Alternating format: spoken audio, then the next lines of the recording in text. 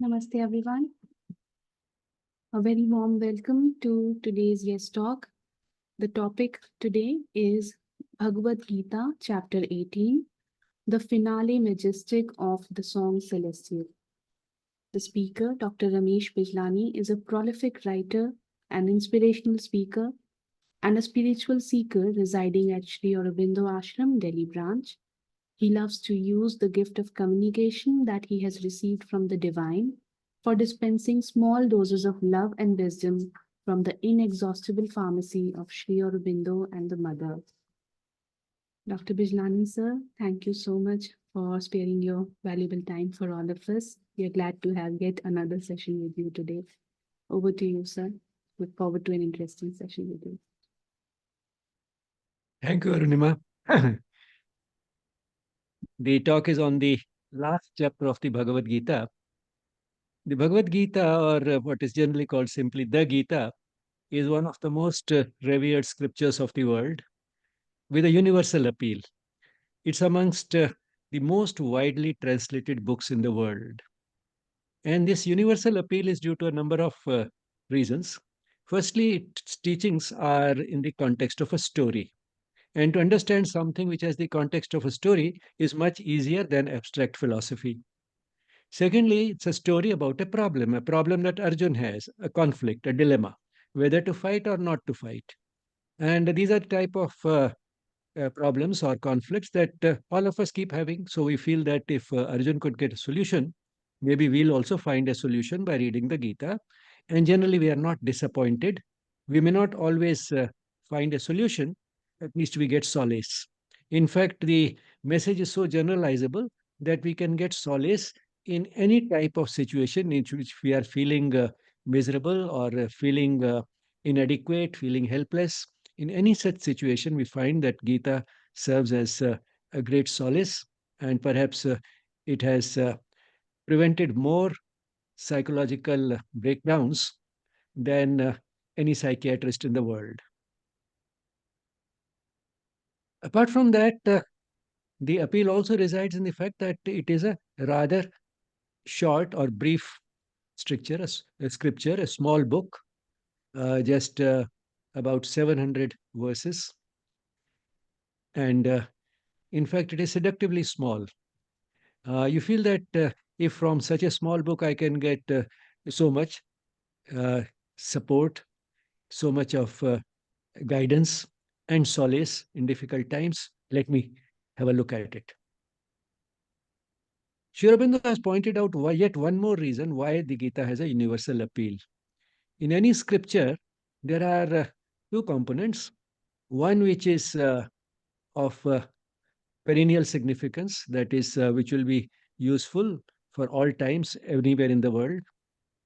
And another component which is of temporal significance and may be valid only in the period in history when it was written, and particularly at the place where it was written. In the Gita, we find that the perennial or the universal component is much bigger and the temporal component of local relevance very small. And that is what lends a lot of appeal to the Gita. And people are not disappointed. And that's why people keep turning to it again and again all over the world, even today. And it keeps getting translated into more and more languages. The Gita basically is a lesson delivered by Sri Krishna, the divine, to a human disciple, Arjun, on the battlefield where Arjun was not able to make up his mind whether or not to fight, because on one hand, as a Kshatriya, it was his duty to fight so that he could protect justice from injustice, he could protect good from evil. On the other hand, he felt that the battle or the war would involve suffering and killing, and particularly he would have to uh, attack and fight against near and dear ones, kith and kin, many elders in the family, and even his guru. And that's why he had that conflict. Now, the lesson, he therefore seeks guidance from Sri Krishna, who was in the form of his charioteer, and he trusted Sri Krishna to provide a final answer to his dilemma, because all that Arjun himself knew so far, which was also considerable. He was very well versed in the uh, customs and mores of the times and what was expected of him as a Kshatriya. His dharma he knew, but still he all that had supported him all his life failed him at this moment, and he turned to Sri Krishna for guidance, for being told what he should do. Now, if Sri Krishna wanted, he could have just finished the Gita in one word and told him, fight. But like a good teacher, he used the opportunity to give lessons of lasting value to the disciple Arjun. And like any good teacher, he first said what he will say, then he said it, and then he ended by saying what he has told. So first the good teacher says what he'll tell, then he tells it, and finally tells what he has told. Now, in the beginning, we get a summary of what will be told because the teacher says what I will tell. And at the end, again, we get a summary of what has been told. The summary at the end is much better and richer because now the teacher can assume a lot of knowledge that the student already has as a result of the lesson that was going on. And therefore, this summary can be a much richer summary than the introductory one. And that is the beauty of chapter 18.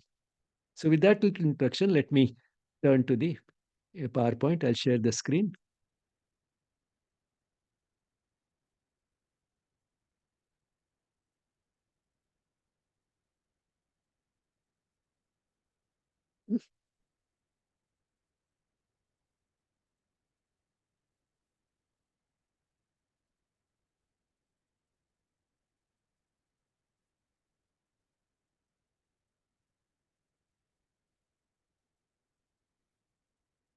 Before I go further, the love and blessings of the Mother and Sri Aurobindo to all of you. So, the Gita is essentially a lesson delivered by the divine teacher, Sri Krishna. And the lesson was delivered to a student, Arjuna, who was no ordinary student, a very highly accomplished student of that era.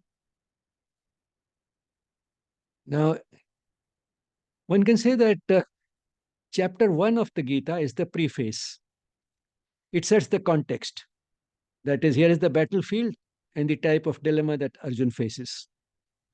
Chapter 2 is the introduction, where the teacher says what he will say, and along with that, also tries to arouse the curiosity of the student to know more. That's what any good teacher does. Then from chapters 3 to 17, he says what he has to say.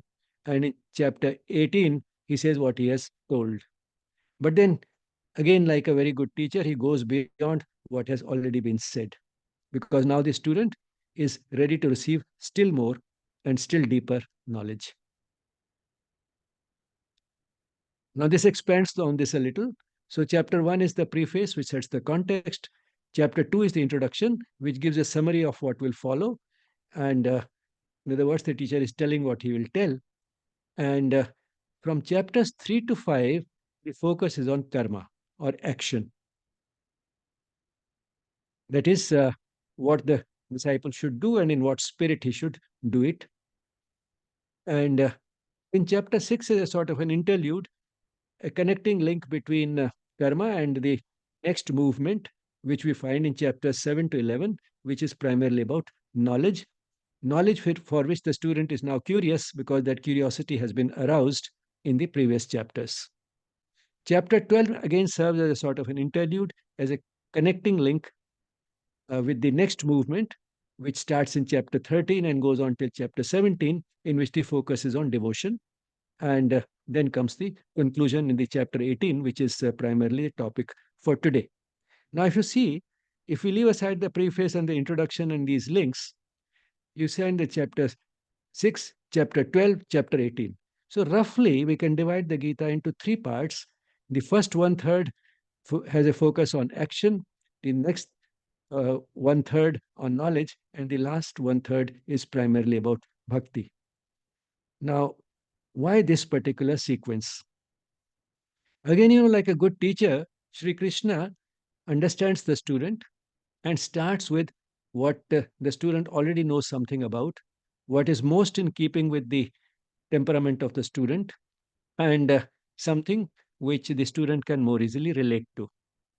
So here is a person who is a Kshatriya, an action oriented person. So he starts with action and starts with what the student already knows, that as a Kshatriya, it is your dharma to protect justice from injustice, and therefore you should fight.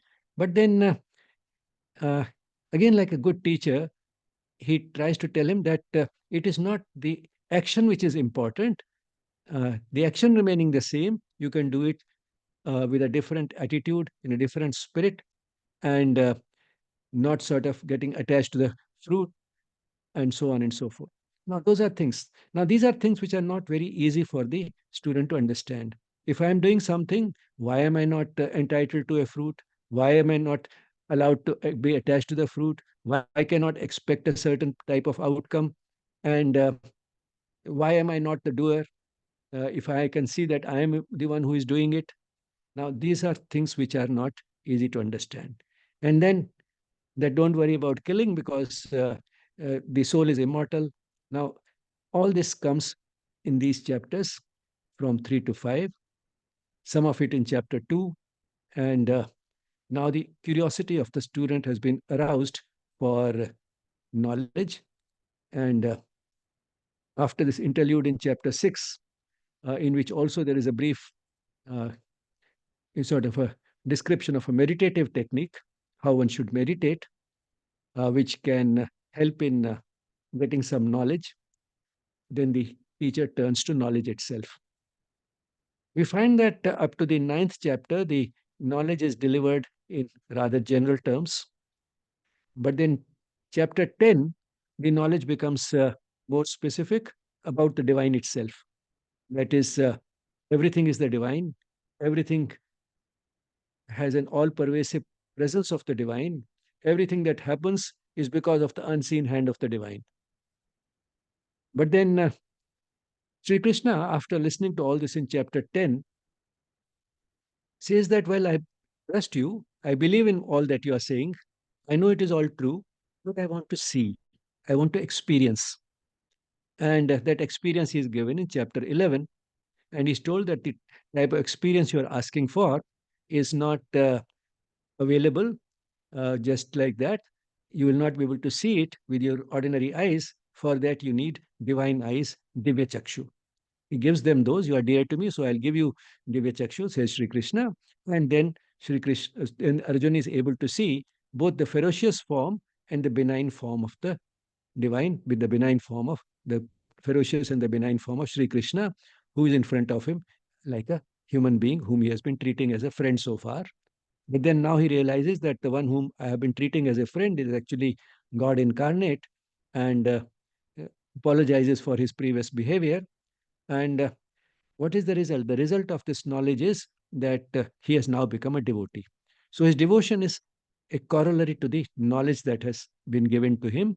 Realizing the glory of the Lord, he becomes a devotee. And therefore, now he's ready for the next thing, which is bhakti, which we find in the last one third of the Gita.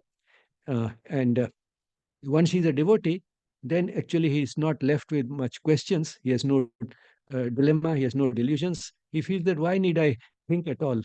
Why use my limited thinking to decide whether or not to fight when the divine himself is in front of me, when God incarnate is in front of me? Why not just do what he says? That is what a devotee does. So that he says that I'm ready to do whatever you tell me to do. That comes in chapters 13 to 17. So the sequence from action to knowledge and from knowledge to devotion is in keeping with the temperament of the student, the type of student uh, who is there in front of Sri Krishna. And by the end, we find that in fact the three, the action, knowledge, and devotion have fused. One might say that now what Arjun is told to do is to do what is to be done, that is action, action which is enlightened by knowledge and lubricated by devotion. Because just action and knowledge together make a rather insipid combination. It's the addition of devotion that adds passion to the action. And without that passion, one cannot do anything great and worthwhile. Even the type of battle that Arjun had to fight needed that devotion because it's that passion which is rooted in devotion that makes a person do anything really great and worthwhile. And therefore, it makes sense. But then, this type of fusion of action, knowledge, and devotion is possible for somebody who's knowledge oriented and starts with knowledge, or someone who's devotion oriented and starts with devotion. For all, no matter how one starts, ultimately there will be a fusion. And that's what Sri Aurobindo brings out in the essays on the Gita, that no matter whether one starts with action or knowledge or devotion, if one continues on the path long enough and sincerely enough, one would eventually practicing all the three. So the so-called three types of yoga or three streams of yoga in the Gita are actually not separate, they are one. It's only keeping the uh, student's convenience and preference and temperament in mind that one can make a beginning with any of these three, action or knowledge or devotion. But if the person continues on any path, eventually he'll be practicing a fusion of all the three. Of course, the contribution of each component could be different for different individuals, but essentially the triune is one. They are not three different paths of yoga or three different streams as is sometimes brought out. And then in chapter 18, which is our topic, we have the conclusion, which fuses all this and also goes beyond what has been said in chapter 17. The chapter 18 of the Gita starts with a question. And in fact, not only this, many chapters start with a question. Many have questions interposed somewhere in the middle of the chapter. And this is again something which is sort of nice for teachers to know that even in those days, a lot of teaching was based on the questions raised by the student. And in chapter 18, the question that Arjun asks at the very beginning, in the first shloka, is the difference between sannyasa and tyaga. Because the Gita uses both these. But then what Sri Krishna brings out is that the common understanding, which was there those days perhaps and is there even today, is that sannyasa means renunciation of worldly life, renunciation of family, renunciation of the world, retiring in seclusion to a mountain or a cave or a forest, and severing all connections with the all connections for all practical purposes with the world. That is sannyasa. Whereas tyaga is just sort of some sort of giving up. But then the Gita has used both these in a more or less interchangeable fashion. And why? That is what Sri Krishna explains. And again, he makes use of the opportunity to talk a lot more about action because he says that both sannyasa and tyaga are actually about action, not about renunciation of action. Sannyasa, in terms of the Gita, is giving up work which has been prompted by desire. So sannyasa doesn't mean that one stops all work, one gives up all work. Action can continue, but the action which is prompted or motivated by desire is what is to be given up, which means the work that we do should not be what has been prompted by a desire. Whereas in tyaga, again, action continues, but when gives up the fruits of the work, the whatever is gained from the work that the person is not interested in, he has inwardly renounced the outcome and whatever he can get from the outcome of the work. So, in both action continues. In terms of the Gita, the distinction is rather subtle, if at all. Sannyasa is giving up work which has been prompted by desire, whereas Tyaga is giving up the fruits of the work that comes in the second shloka of the 18th chapter. And more or less, the answer has been given. But then, having pointed out that in both cases the action continues, the teacher makes use of the opportunity to say many things about action which could not have been said in the previous chapters. Because now the teacher has the advantage of going back and forth assuming that a lot that has been talked about in the previous chapters has been understood by the student. One of the important things that comes out in chapter 18 is that there are many types of karma. Actions can be of many types. One is the niyatam karma, that is karma that has been fixed. Fixed by who? Fixed by the Shastra. That is, we have written codes of conduct, and they tell us that this particular person at this age, what is the type of things that he should be doing. And to some extent, in particular situations, but by and large, any Shastra will provide guidance which is rather general in nature. It cannot provide specific guidance for every situation, but all the same, that guidance is very valuable. So, what the person should be doing, what his karma is, which has been fixed, niyatam is fixed, as per Shastra, is one type of action. The second type of action is what has been fixed by something else, not by Shastra, but by the swabhava of the person. Swabhava is the temperament of the person, what the person feels like doing, what he enjoys doing. So that is swabhava niyatam karma as per temperament. Then there is sahajam karma. Now, sahajam is not necessarily easy, although it is easy also, but literally you would see uh, it is saha and jam, jam referring to the janm or birth. Saha means with birth, means the person arrives with the inclination to do a certain type of work, or it is based on the person being born with particular traits in some particular family, in some particular circumstances. So that's why Sahajam Karma has been translated by Sri Aurobindo as inborn work. That is the work which is more or less born with the person. It is based on both Swabhava and Swadharma. Now, Swabhava we have seen is the temperament of the person, but what is Swadharma? Swadharma is what the person should be doing in a particular set of circumstances. So, circumstances also determine, and that is the work which we may call Sahajam Karma. We'll take this up a little more once again later. Then there is another type of karma, Muktasya Karma, as per divine will. Now, this is something to which a person is entitled only is he able to see the divine will clearly. Otherwise, Shastra is enough. And if he combines his Swabhava with his Swadharma, then Sahajam Karma is also okay. But this type of karma may sometimes require, in fact, violating some of these things if one wants to act as per divine will.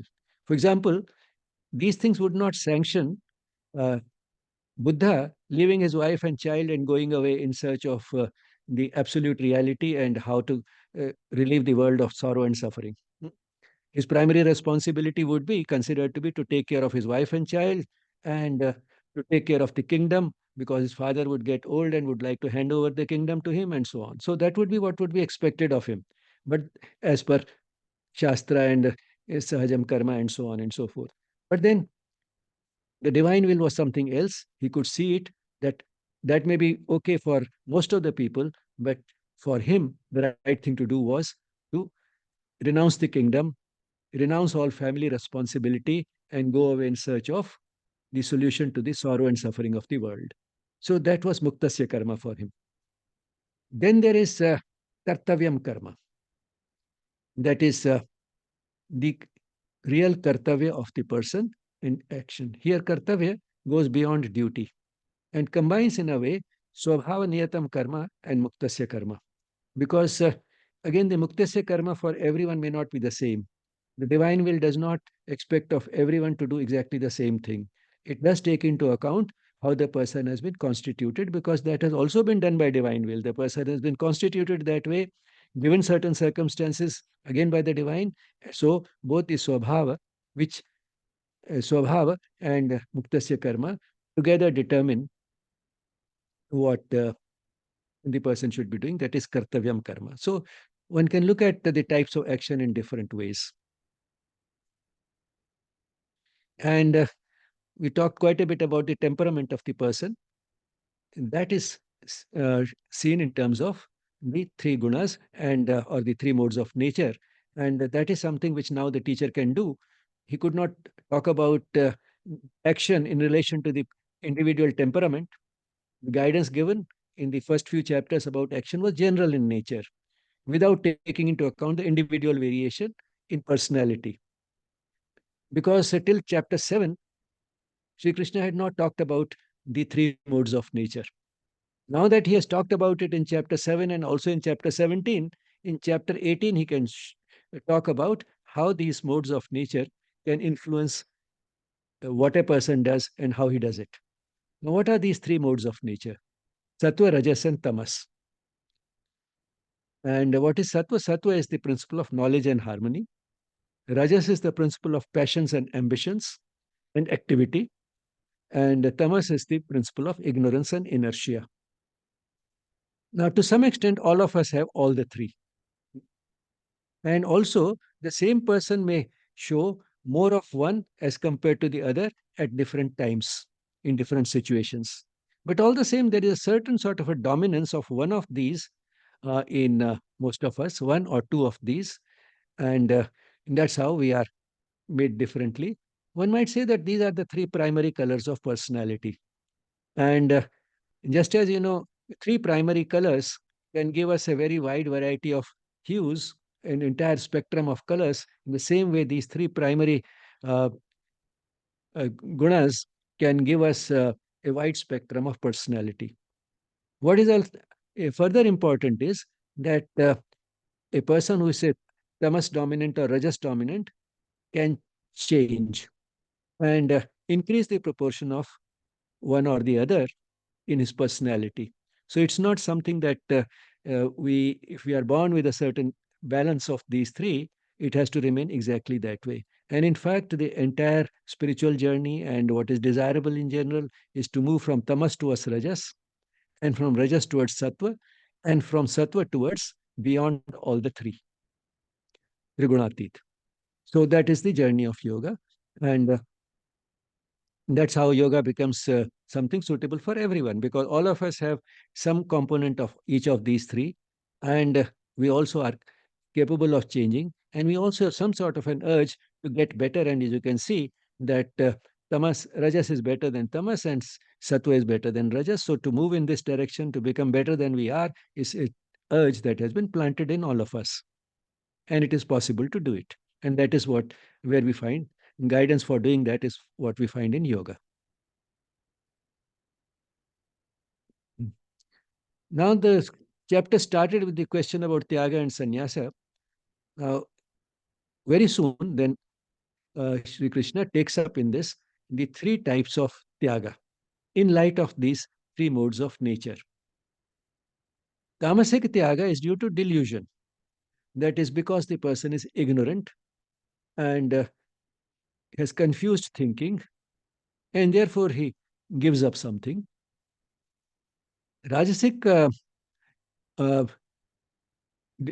Tyaga is due to sorrow or fear of suffering.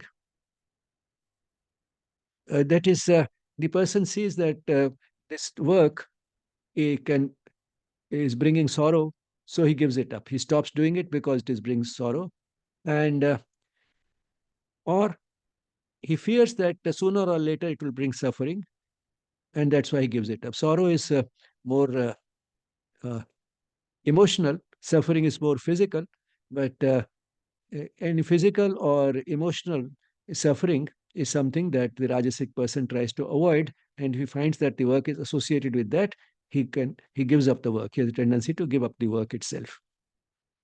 Whereas the Sattvic person does not give up work. What he gives up is attachment to the outcome, attachment to the fruit, and the action itself. Giving up attachment to the action means that uh, he's not dependent upon doing something for the sake of his happiness. He does it because he is happy to do something as an offering to the divine. But giving up that work does not cause him suffering if it becomes necessary. And this is something important to understand, because very often we find that when a person is about to retire, what he's worried about the most is that my position will go, the income will come down to half. But apart from that, one more worry is, what will I do? Because he's got attached to work. So attachment to work is also something which the sattvic element in our personality helps us renounce. Then comes in the chapters, in the verses 13 to 15, the 5 causes of events and happenings. How is it that anything happens at all? Uh, Action, of course, the person can see that I am doing it. But then that does not necessarily lead to all the events and happenings in the world because of somebody doing it. What are the 5 causes that lead to a particular event or happening? One is the basis, that is adhishthanam, which is the body and the mind, that is the adhara. Then there is a person who apparently is doing it, he is the karta. Then there are various instruments, uh, karanam, sorry, karanam, prithak vidham, that is different instruments. And then there are efforts by all these various instruments, prithak cheshta, and fate, daivam. Now, let's take an example. Suppose a person is stuck in a traffic jam. That's an event. Hmm? That happened because the person had a body and a mind, adhishthanam, on the basis of which he decided to leave home and he left home. So he is the doer. He left home in his vehicle at that particular time. And then he could do it because of he had a base. The adhara of body and mind was there, which could decide to go out of the house and could also help him actually drive the car and go out. Then there are various other people who are involved who also decided to leave at that particular moment. And they all made different types of efforts to create that situation. And then suppose the traffic jam was made worse by the red light failing, the traffic light failing. Uh, who did that? Nobody knows. So something unforeseen, something mysterious. That is what we call fate, or the unseen hand of the divine behind it. Or say another example, suppose somebody gets into uh, a course like, say, an engineering course or medical course, in a course at IIT or AIMS or something like that, which are highly competitive. Somebody gets into that. Why is the person able to get in? Because the person had a certain body and mind, Adhishthanam. Then, he followed a certain a course in life, went for a certain type of education, worked hard, and so on and so forth. So he was given that good intelligence, a good mind, and a healthy body, and uh, putting in his efforts, he could do it. But then there are various other elements that were also involved. The teachers who taught him, the parents who brought him up, the people who set the question paper, the people who are correcting the question paper. Now, all these various instruments are involved in ultimately leading to that outcome that he has been admitted. So they all made some sort of efforts, Prithak Cheshta. Not only his effort, but many other people's efforts were also involved. And then something mysterious. Why was he born in that particular family where he could have those circumstances?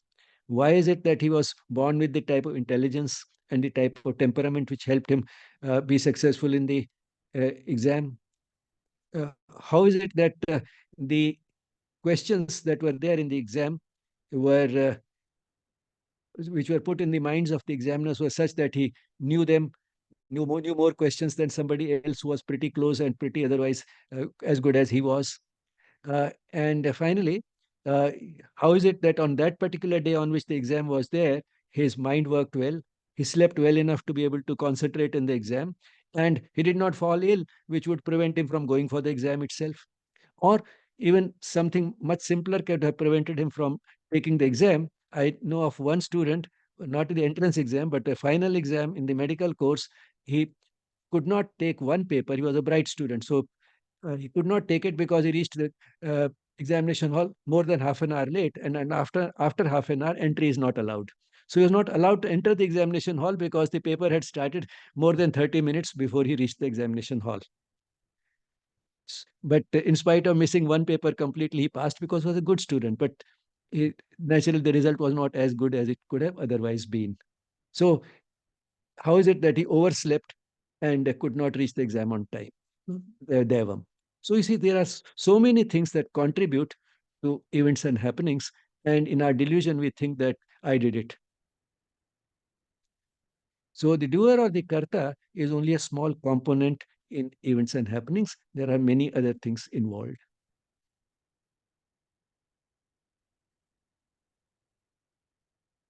So here are these three basic elements.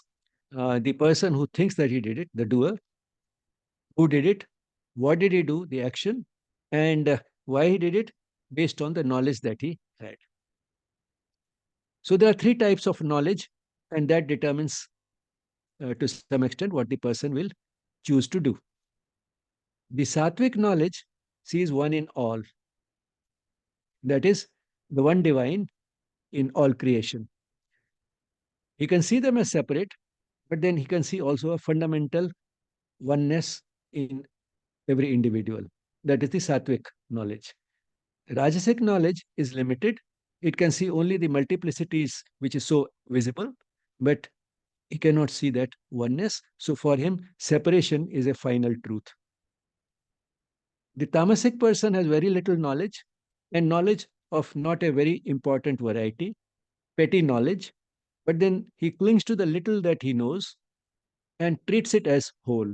He considers that whatever little he's knows is all that is there to be known. He does not use the capacity of reason because he doesn't have it, and he does not grasp the essential significance of whatever little he knows, and therefore he has no curiosity to know more. He's quite happy as he is, and with whatever little he knows, and thinks that that is all that's to be known. Then, based on this type of knowledge, would be the type of action. So, sattvic action is then that which is without desire or attachment and without preferences. Rajasic action is with desire and with an egoistic sense that I am doing it. And the person has a clear cut desire which he wants to fulfill through the action. And the tamasic person, uh, he gets into action in which he disregards his capacity and consequences of the action. If at all he gets into any action, he uh, does not consider what he can do, what he cannot do, and whether it will be action uh, which will do any harm to somebody. He has no scruples about that, and that's how his action is rather confused and bewildered, of a mechanical and ordinary type.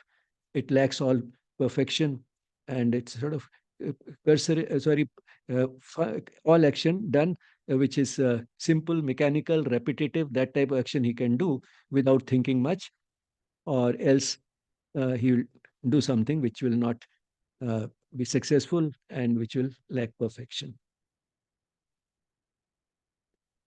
Now, the three types of doer who end up choosing these type of actions based on the type of knowledge that they have. The sattvic doer is free from attachment, egoism.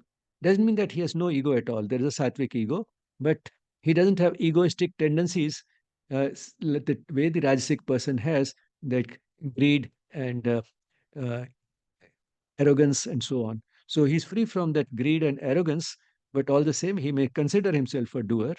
Even the sattvic person may not be completely free from it, but he lacks egoism, and he's unaffected by success or failure because he now understands, his knowledge tells him that firstly, he should remain calm in all situations because success or failure is not in his hands. The outcome depends upon the divine, whose instrument he is. And secondly, he also knows that in fact, in the divine scheme, there's nothing like failure, there's only success. What looks like a failure to us is actually success in terms of the divine scheme. For example, uh, once an attempt was made on the life of the previous Pope, John Paul II, and then he was asked for his comments. He said, well, one hand pulled the trigger, another hand guided the bullet. So the one who pulled the trigger, he must be a very efficient marksman, and he would be quite confident that I'll be able to uh, shoot the Pope down. But then that day he would have felt, well, today I failed. So for him, it was a failure. But then there was an unseen hand that guided the bullet. And the hand that guided the bullet was successful. So for the divine, it was a success. For this person who pulled the trigger, it was a failure. So in the schemes of the divine, in the divine plan, there's only one thing, and that is success. And if human will sometimes is able to deflect from the divine will, the divine has its ways of making mid-course corrections and ultimately making the divine will prevail. So there's nothing like failure in the divine scheme. Then the Rajasic doer is full of passion, which is good because without that passion, one cannot do anything great or worthwhile. But then he seeks fruit, which also up to a point may be okay. But then he's greedy, which is not so good because then he will never be satisfied no matter how much he has achieved, and therefore will be always wanting more, and therefore he'll not be at peace. But then he's also impure, which means that he is not moved by any ethical considerations. He does not think of others, and he has no problem in doing something wrong, something immoral, if it is able to satisfy his desires. So unscrupulous action is something which a Rajasic person can very easily do. And then he's moved by joy and sorrow, which means that he's not, he doesn't have that equanimity which the Sattvic person has. Uh, he celebrates joy, is very happy, he's thrilled by it, and he can go into a depression if there is anything, if he fails, if he loses, if there's a big financial loss, or his project fails, then he can go into a sorrow. Or anything else happening in his life which can lead to joy and sorrow, he's moved by it. So, a Rajasic person is has this type of a temperament, and that is why sometimes he can end up doing a lot of harm because if he's unscrupulous. And therefore, since we have all three elements, the Rajasic person uh, can also bring his sattva forwards, increase his sattva, then he will not be doing those unscrupulous things which are unethical or immoral in nature. So Rajas should be tempered by a bit of sattva. Unbridled Rajas, Sri Aurobindo says, is responsible for three-fourths of all the evil in the world. So Rajas needs to be kept under check, needs to be tempered with sattva. And the tamasic person is lazy, doesn't feel like doing anything. He's obstinate. In a way, obstinacy is laziness of the mind, and he's deceitful, which means he's again unscrupulous. But then he cannot do as much harm as a Rajasic person because of his laziness, because in any case, he will not be able to uh, do anything which is well designed and well designed to do some harm to somebody. So he cannot go in for that type of scheming. He's not intelligent enough. He's not persistent enough. He is not interested in that much activity. So uh, he may be unscrupulous like the Rajasic person, but he cannot do as much harm because of his laziness, obstinacy, because of his ignorance, and therefore his being deceitful may do less damage than a Rajasic person. And that's why three-fourths of the evil is actually because of the Rajasic person whose Rajas has not been tempered by Sattva.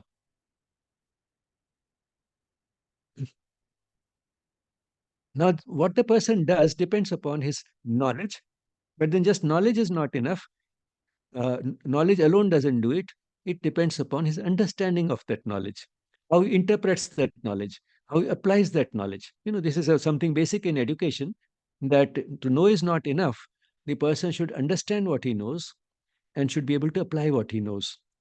And then it also requires effort. And one of the most important things of the effort is persistence. So knowledge can initiate action, but it is effort that sustains it. Otherwise, it will be just starting and going. To start anything is easy. For example, suppose a person is a writer and he wants to write a play. The first four words of any play are very easy to write. What are those four words? Act one, scene one.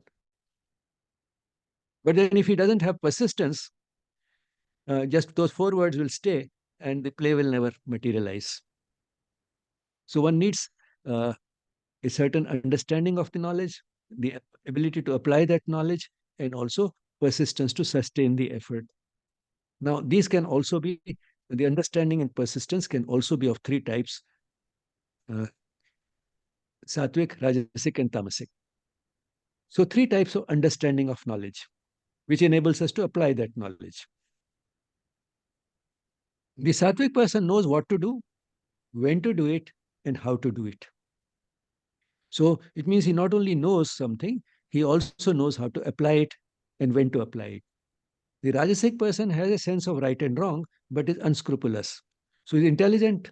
He also knows what is right and wrong, but he deliberately may choose wrong because he finds profit there. He's interested in satisfaction of his desires. He wants profit. He wants to gain. He wants material gain. And for that, he may do what he knows is wrong. And so he can be unscrupulous. Whereas the tamasic person does not know what is right from wrong and may actually see right in what is actually wrong. For example, he may say, well, while doing a wrong thing, well, everybody is doing it. So that may be his reason for doing what is wrong. Or he may do something wrong because somebody else said something to him. That person said something this to me, and therefore now I'm entitled to do this thing to him. So that sort of he can see what is wrong. He can consider it right because of bewildered thinking, because of confused thinking. That is what tamas is about. Then persistence. One needs sustained effort. That can also be of three types: sattvic, unwavering persistence through control of mind, senses, and the body. So a sattvic person achieves consistent, unwavering, unfluctuating persistence. How? By having control over the mind. Mind doesn't wander. He is able to concentrate on the work. His senses do not get distracted. And the body also has a certain type of restlessness, which can make it perform unnecessary movements. There can be something called activity without achievement, and we are familiar with it. Sometimes we do that. We confuse activity itself with achievement. But just because the body has moved a lot doesn't mean that anything really has been achieved.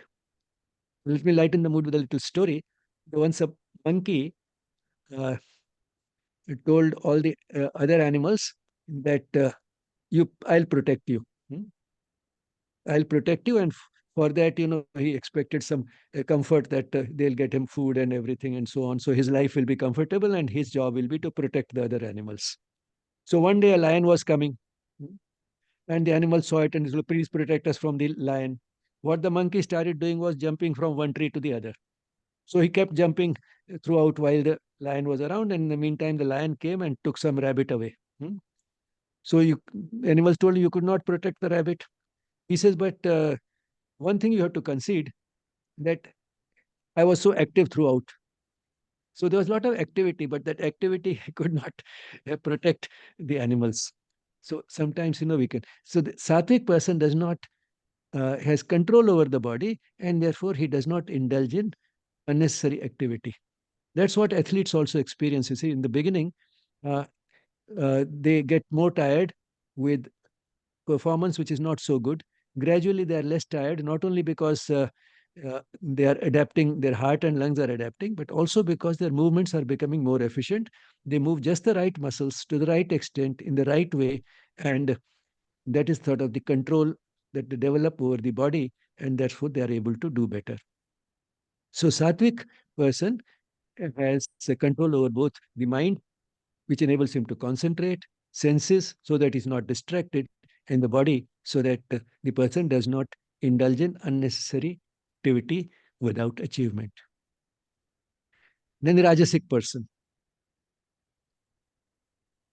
Uh, Rajasic person has persistence, but then his persistence is also again motivated by desires and passions.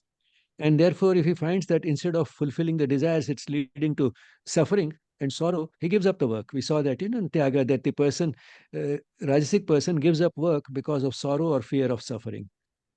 Tamasic person also has a type of persistence, but persistence in what?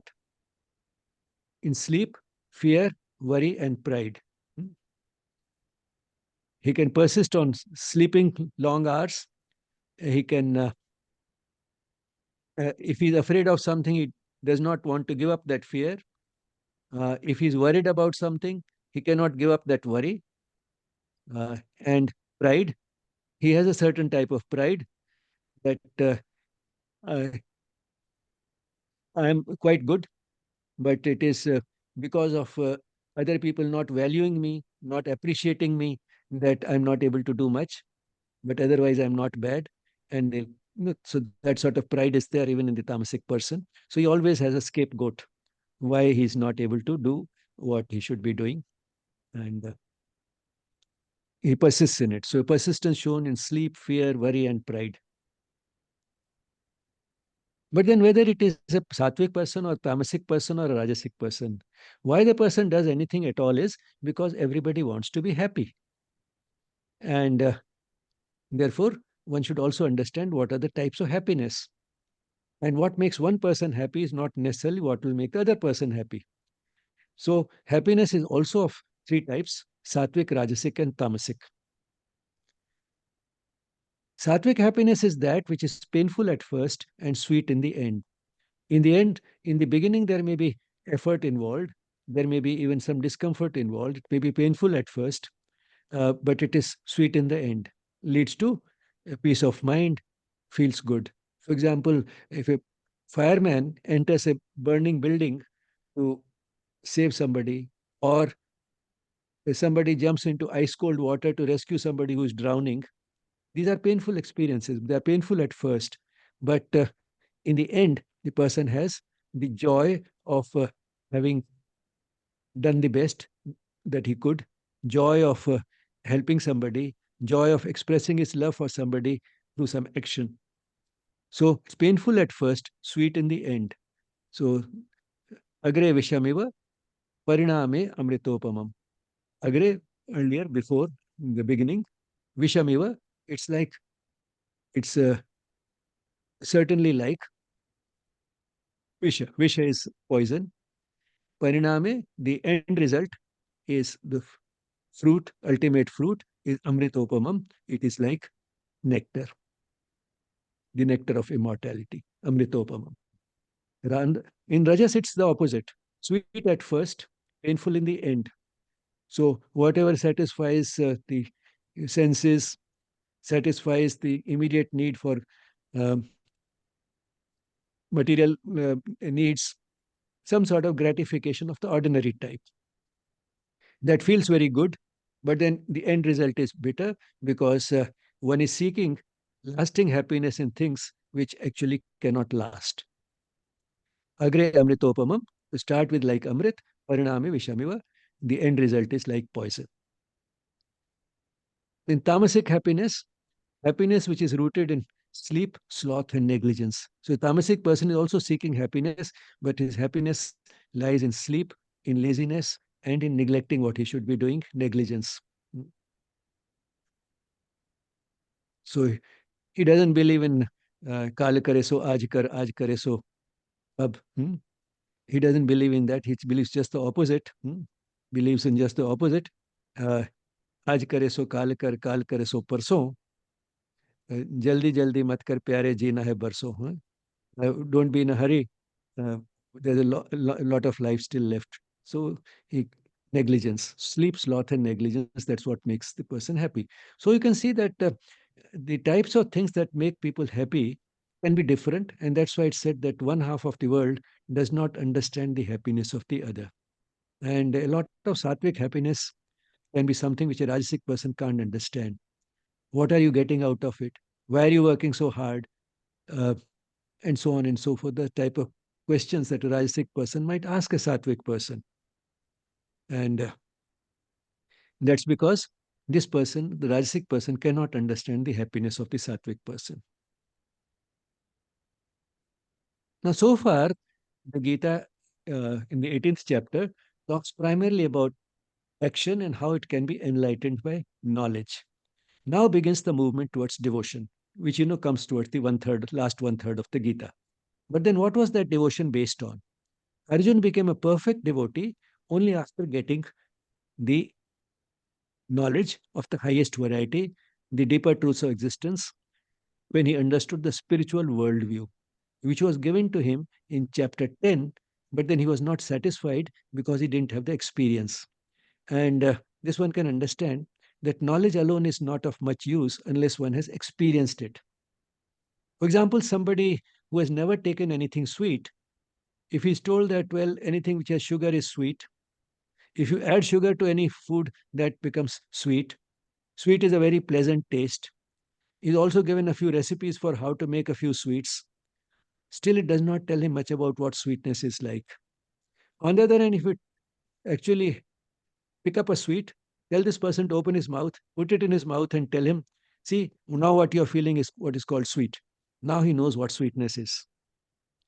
So, experience is something which goes way beyond any knowledge. And therefore, in chapter 10, when he's given all that knowledge, he's still not satisfied. He wants to experience. And Sri Krishna gives him those Divya Chakshu, the divine eyes, with the help of which he's able to get the experience of both the ferocious and the benign form of the divine. And now he has become a devotee. So his devotion was a corollary to this knowledge, not just theoretical, but experiential knowledge.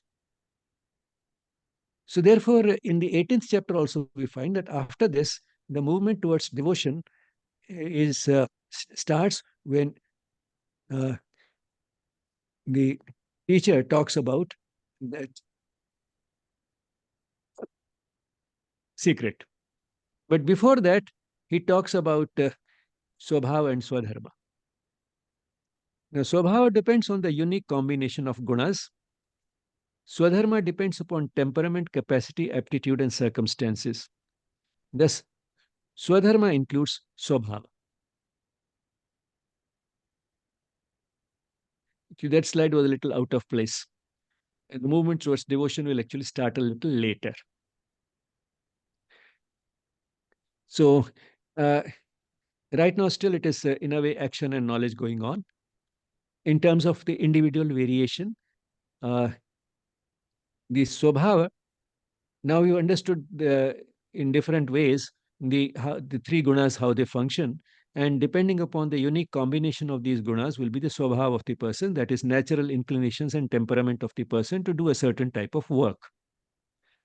The Swadharma, in turn, depends upon the temperament, capacity, aptitude, and circumstances. Now, temperament is Swabhava. So, in a way, Swadharma includes Swabhava. But then having the same Swabhava doesn't mean that that person has to do exactly this. Every person with the same Swabhava has to do exactly the same type of work. The Swabhava may be the same, but the capacity of the person can be different.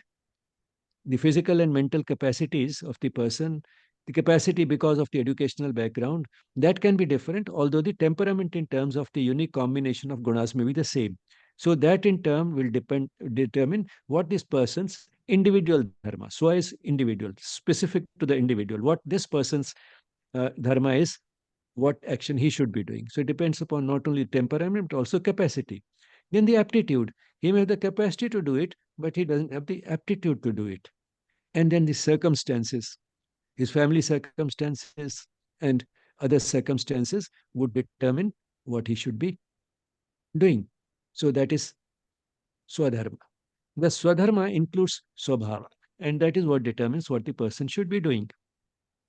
Now, let's again have a look at what we saw earlier, the different types of action, particularly focusing on Swabhava Niyatam Karma, which is as per temperament, and Sahajam Karma, which is inborn work based on Swabhava and Swadharma. Now, here the Gita talks about Sahajam Karma as something which the person should do till he graduates to the level of doing the Muktasya Karma as per the divine will. So in verse 48, Sri Krishna says, Sahajam Karma Kaunteya Santosham api na tyajet Sarvarambha hi doshena Bhumena Agni iva avrita. No, it's combined. So it's now Sahajam Karma Kaunteya, that is, do your inborn work. Sadosham api na tyajet, even if it is full of some dosha or it is defective. Although it is defective, sadosha, that is full of dosha, it is defective. Api, although, na don't give it up. So sahajam karma kaunteya sadosham api na And then he's given why he should not give it up is Sarva Arambha hi doshena. Sarva, all, Arambha, beginnings. All beginnings, all the works which one starts with, that is all initiations, all beginnings, hi doshena, are clouded by defects. They will have some defects. They'll have some unpleasant features. You'll feel that you're not doing the best thing, the right thing. So they'll have some defects. Just as now he has given an analogy, dhumena, that is smoke, agni, that is fire, iva, that is certainly, you know, avritaha, covered or clouded. So just as fire is covered with clouded by smoke and obscures that fire, that bright shiny fire, in the same way, all beginnings, smoke comes at the beginning, smoke comes before the fire. You know, the wood will give a lot of smoke before actually it lights up with fire. So uh, just as smoke comes before fire and clouds the fire, in the same way, in the beginning, whatever is done may be faulty. Now, why I'm laboring on this point is because having studied one's swabhava and swadharma, one and circumstances and everything, a person may decide to follow a particular type of career. Now, that career may not necessarily be the best for the person, it may not be the person's final calling. And that's what the mother has called that very often we have a temporary occupation before we discover our final calling. The important condition is that the initial occupation or the temporary occupation which we select, which should be selected on the basis of our swabhava and swadharma, uh, that may not be our final calling, but the condition is that that temporary occupation should be handled in the spirit of karma yoga.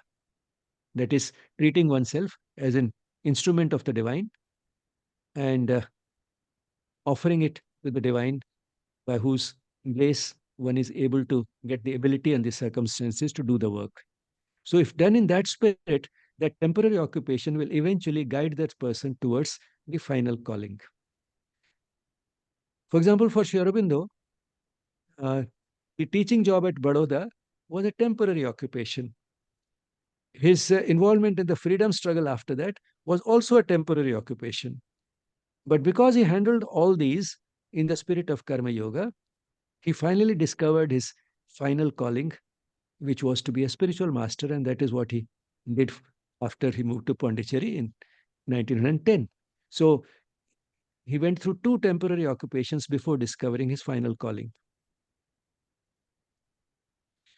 So that's why this is a very important verse in terms of career choice. Sahajam karma kaunteya sadosham api na tyajet sarvarambha hi doshena dhume nagni iva avritah.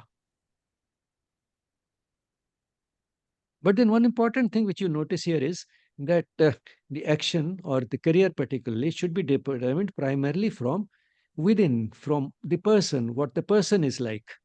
That is the primary thing that is important, the swabhava and the swadharma of the person. But what we find in the society very often today is that a person is guided and sometimes compelled towards choosing a career which is determined by factors entirely outside the person. Which is the type of job which will be most paying and prestigious? Which is the type of job that will involves less work and more money? Which is the type of job that will lead to name and fame? Which is the type of job that provides maximum security? Now, these are all considerations which are outside the person.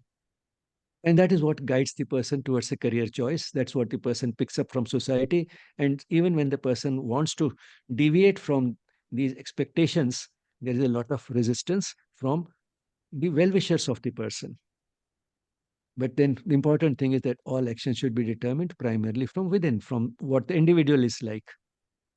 And having chosen the action, even if it's a temporary occupation, having chosen wisely and properly in keeping with these criteria, even if it's a temporary occupation, it can be useful in turning Godwards. So all action can be turned Godwards, and therefore the type of career a person takes up is not important. The important thing is how to make it turn Godwards, in what spirit to do it, how to do it.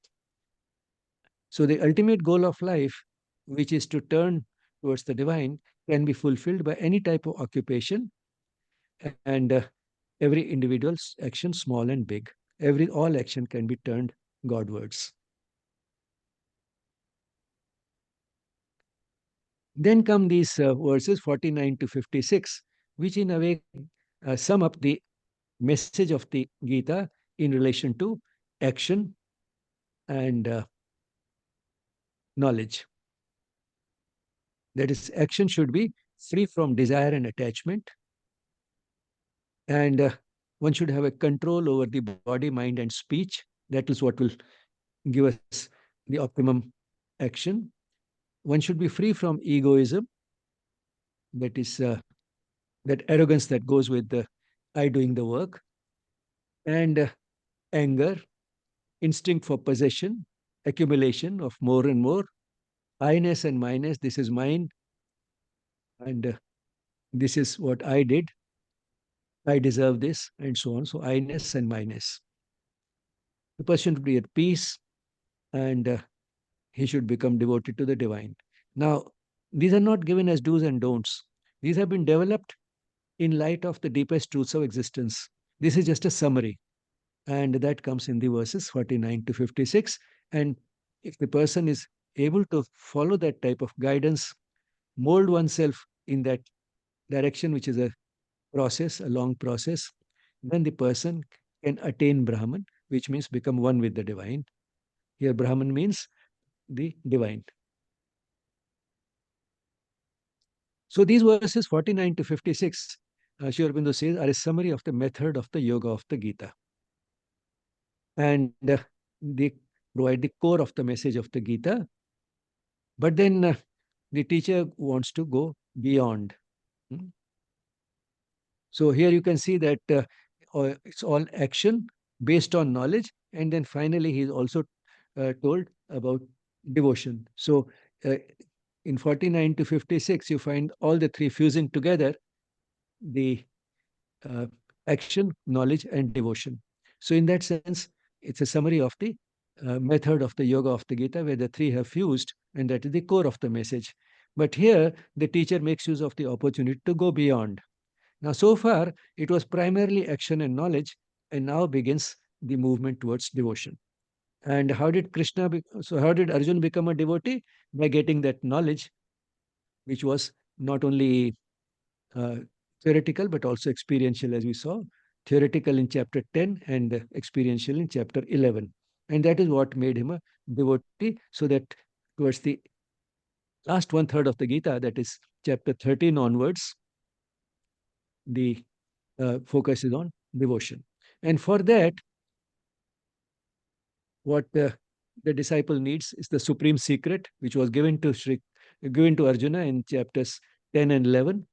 Here, actually, the teacher goes even beyond that and shows its application in life. So verses 57 to 62 repeat that secret briefly, the spiritual worldview, and the guidance based on that secret. And what are these verses basically about? That the divine is all pervasive. The divine operates the wheel of Maya. You know, uh, Maya is what the divine has created. Actually, it's not created, it has become. In the sense that the Maya, what we call Maya, is also another form of the divine itself. So the divine is observing itself, uh, playing that game of Leela, which is what has happened as a result of creating this Maya, which is a sort of a self-limitation, as well as presenting itself in multiple forms. So multiplicity, plurality, differentiation, and self-limitation and self-negation. That is not appearing to be what it is. All this together becomes the Maya. And if you imagine this Maya like a wheel, as the Gita gives an analogy, the divine is turning that handle of Maya, and you can say all the creatures and everything that is the manifestation of the divine in the form of its creation is mounted on that wheel. So they are going around that wheel, feeling treating it all as a sort of a drama in which they get lost and engaged, but the divine knows that it is just happening because the divine is turning this wheel on which all this is Maya is mounted. But then within this Maya, human beings have that unique sort of a characteristic that they can feel drawn towards the handle, towards the place where this handle is being operated.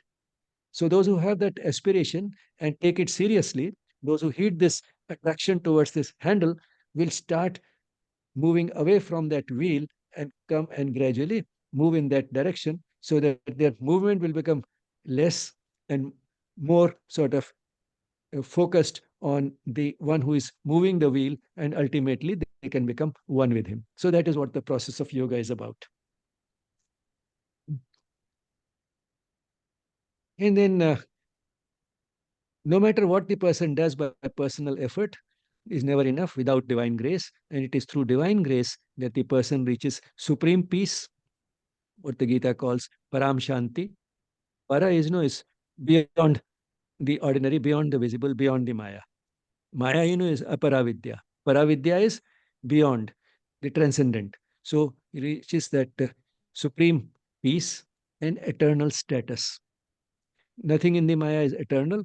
It is short lasting, although in that temporary existence is recurrent, but all the same, it does not have the eternal status, sthanam, shashwatam.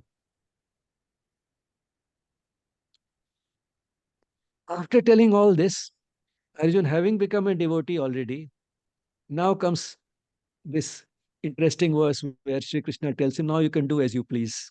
It looks like a joke. Sri Krishna is mentally prepared to do whatever Sri Krishna tells him. And therefore, this freedom which he gives him, do as you please, doesn't have any meaning. In fact, what will please Arjun is to do exactly what he has been told to do by Sri Krishna. But then he tells him, okay, but I'll tell you something more because you are very dear to me. So, additional knowledge. And here comes some of the most important verses because now we are reaching the end of the chapter 18 and we reach those profound utterances which may be called the Mahavakyas of the Gita. And those are very brief, direct, and simple, and yet very profound. And sometimes they surprise the reader so much that people are even afraid to translate them properly, particularly the verse 66. Now, these are the two. Manmana bhava mad bhakto madhyaji mam namaskuru mame vaishyasi satyam te pratijane priyosi me. So, told Manmana bhava, be my minded, which means that your mind should work like my mind. Sri Krishna is telling Arjun, which means you should feel and think the way I do, and naturally then you will do what I would do because it's the feeling and thinking that determines, which means your feeling and thinking part of your being should be entirely functioning in light of my guidance, in light of the way my mind functions. Manmana bhava. Mad bhakto madhyaji mam namaskuru. So you are my devotee. Uh, you bow to me, sacrifice to me. Sacrifice means here a give and take. That is, give all of yourself to me. Mame vaishyasi satyam te. Uh, you will come towards me. That is the truth. Know that that is the truth. Priyosi me, because you are very dear to me. If you do that, you are dear to me.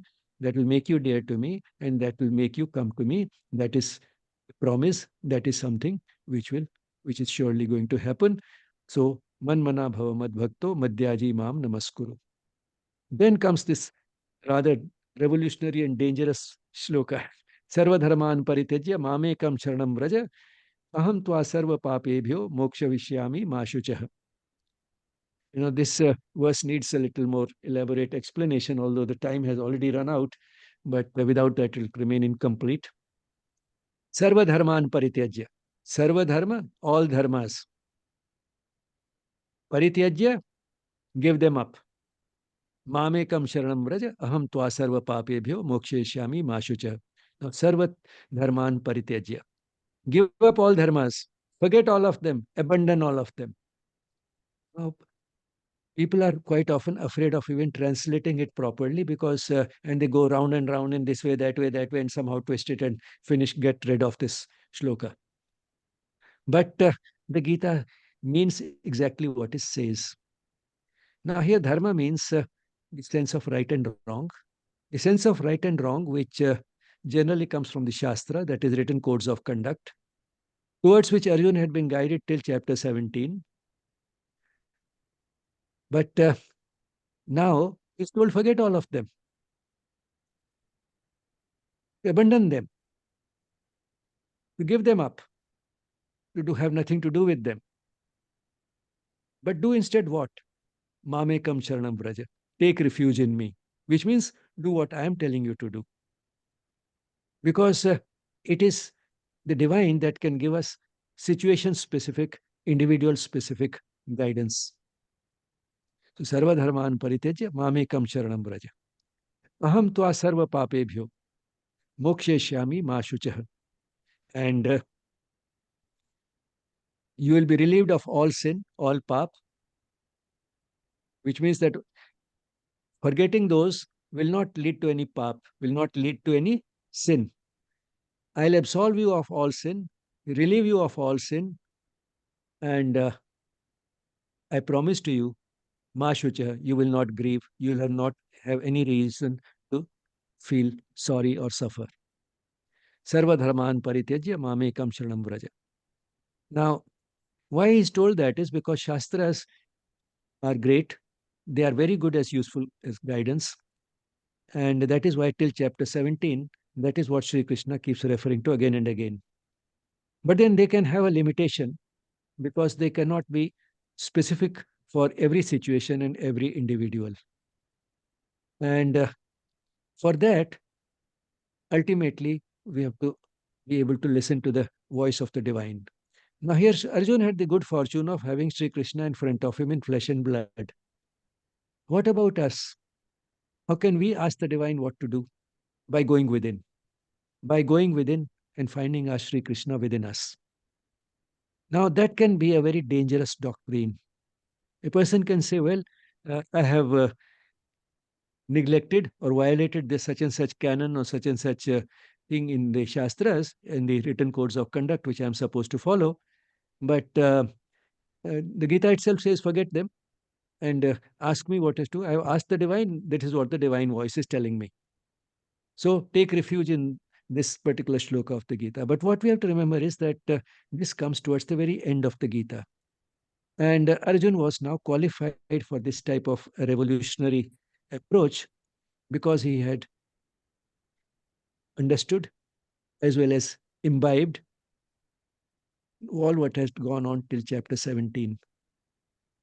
And that's why, on one hand, it is the Mahavakya, the ultimate teaching, the teaching in terms of how the supreme secret can be applied, can be put into action.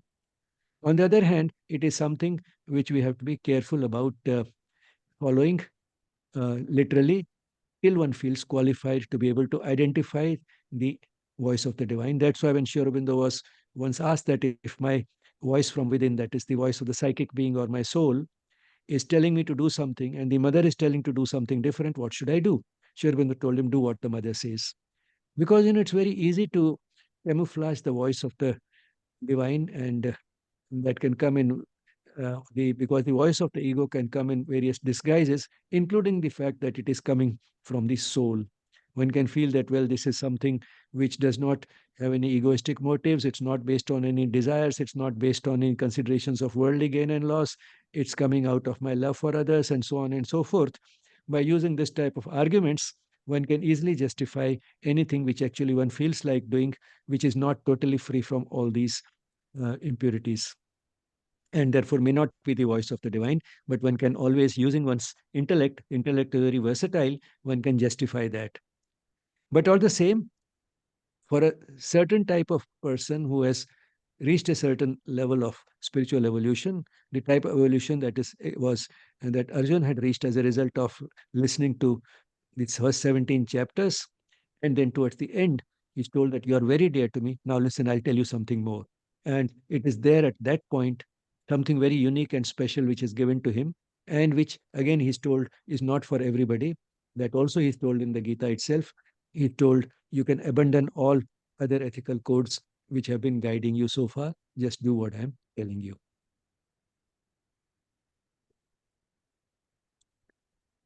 Now, conclusion of the concluding chapter after this, from verses 67 to 72, for whom?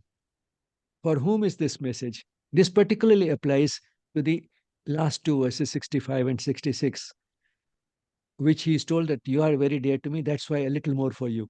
It's not for everybody. It should be by someone who has tapa and bhakti, should not belittle me. And one who tells to that type of a devotee all this that has come in the Gita will straight away attain the divine. So there's a reward for the narrator.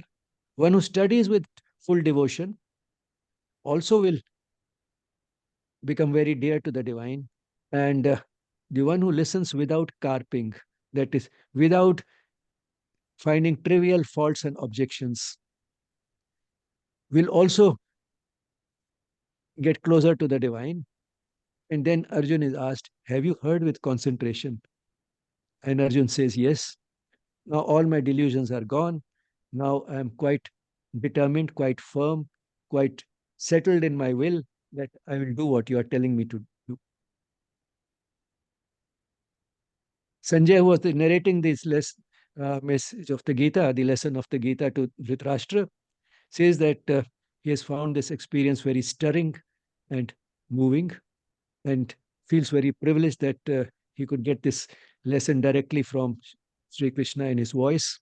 And he says, as I recall the lesson again and again, and I recall the divine form of Sri Krishna as revealed in chapter 11, I am thrilled again and again. This again and again part is important. Every time one reads the Gita, one learns something more. And then Sanjay finally says, wherever there is Sri Krishna, there are Sri Krishna and Partha, that is Arjun, there is glory, victory, prosperity, and law of truth. Sri Krishna is everywhere, so there's no question of wherever there is Sri Krishna. Sri Krishna is there everywhere. And Partha, any one of us can become an Arjun and turn to the divine the way Arjun did. And what is assured is glory, victory, prosperity, and law of truth. Om Tatsaditi Srimad Bhagavad Gitasu Upanishadsu Brahma Vidyayam Yoga Shastre Sri Krishna Arjuna Samvade Moksha Sannyasa Yogo Nama Ashtadasho Adhyaya. So that's the end of the 18th chapter, which is about Moksha Sannyas Yoga, the yoga that liberates through sannyasa. Sannyasa understood in light of the Gita as not giving up action, but giving up attachment, giving up desire associated with the action. The mother once said that Sri Aurobindo considers the message of the Gita to be the basis of the great spiritual movement which has led and will lead humanity more and more to its liberation. That is what this moksha is about. Liberation from what? Liberation from falsehood and ignorance towards the truth.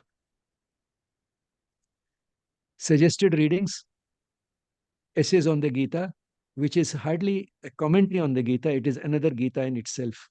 It was first serialized in the Arya between 1914 and 1920, and it has 48 essays. It looks at the Gita as a whole in one sweep, which I have been emphasizing a few times, how the action, knowledge, and devotion can be seen together in one sweep. What happens in many commentaries is that one out of these three is emphasized as the principal message of the Gita.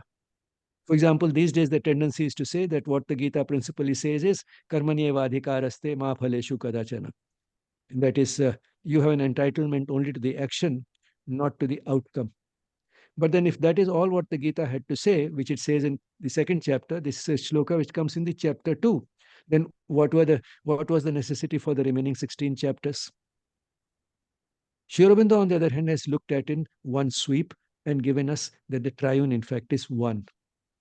without any bias for one or the other. This provides flexibility to the student to start with what suits the student best. And why could Sri Aurobindo do it, unlike many other commentators? He could do it because he had a personal experience of seeing Sri Krishna when he was in jail from 1908 to 1909. And like Arjun, Sri Aurobindo asked him, "What is it that you expect from me?" Sri Aurobindo's dilemma was whether to continue with the freedom struggle, or is there something else that the divine expects of me? And he got the answer. So, because he had this dialogue with Sri Krishna, one can say that the Gita was for him not a scripture to be studied and interpreted, but something which came directly from his own experience in a situation similar to the situation which Arjun had. A glimpse of this book, Essays on the Gita, is available as a previous Yes talk, for which this is the link. So if you go to the playlist of Yes talks, you'll be able to find it there. And you'll find more than 500 videos on this YouTube channel, Yes Spirituality YouTube channel, which you may visit and subscribe to. Today's talk will also be uploaded on that. It has been a long talk, but then you can always see such long talks in 2 or 3 installments once they have been uploaded. And we appreciate any questions or comments for which you have the email address here, yes@yesspirituality.com. And the few verses that had been uh, written in Devanagari, they were copied and pasted from the website of sanskritdocuments.org. And this is the link. Gratitude to the Mother and Sri Aurobindo for making the session possible. And thank you all for being there. Thank you very much, Ramesh. Thanks a lot. Thank you very much. It was a very, very enlightening one. Thank you very much. Thank you, Thank you, sir. Usha. Thank you for sharing your deep insights. It was a very enlightening session, of course.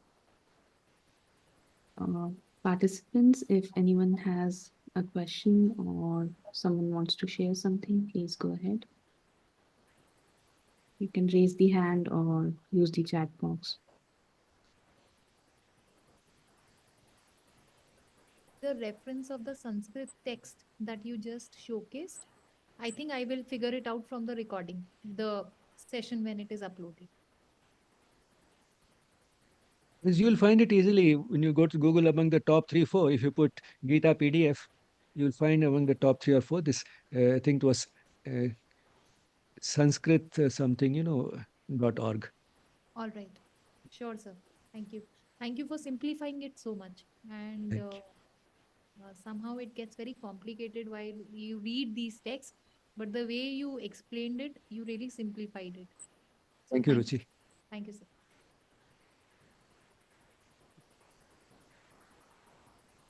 Namaskar. Namaskar, Rishikesh ji. Thank you again.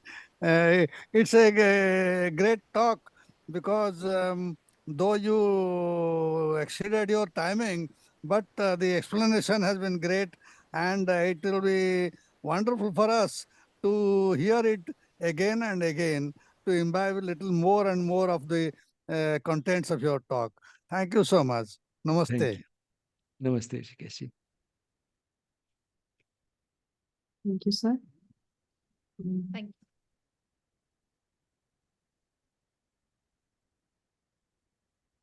Everyone is Thank you, thanking everyone. you in the chat box, of course, and words of appreciation, of course.